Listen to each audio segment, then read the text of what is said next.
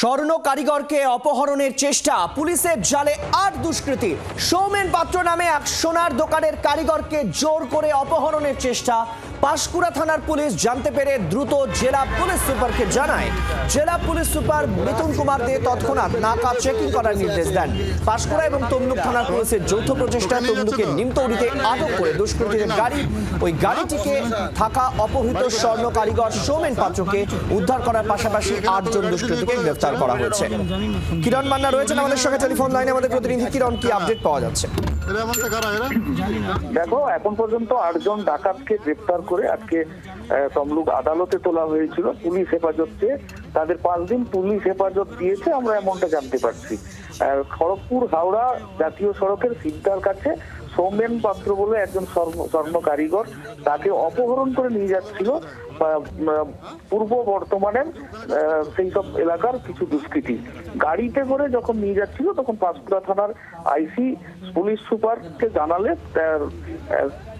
তড়িঘড়ি করে গোটা রাস্তায় নাকা চেকিং এ নামে পুলিশকে নাকা চেকিং এ নামার নির্দেশ দিয়েছিলেন।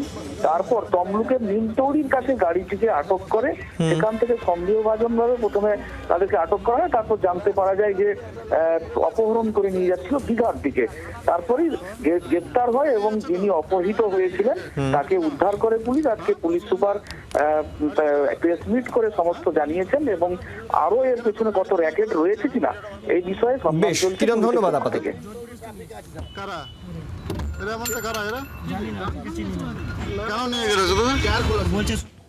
এই যে সৌমেন পাত্র বলে যাকে অপহরণ করার চেষ্টা হচ্ছিল, সে জম্মুতে জৈন বাজারে শফিউল ইসলামের একটা সোনার দোকানে কাজ করতো এবং তার বিরুদ্ধে অভিযোগ করছে সে বেশ খানিকটা গয়না ইত্যাদি বা সোনা ওখান থেকে চুরি করে নিয়ে চলে এসেছে।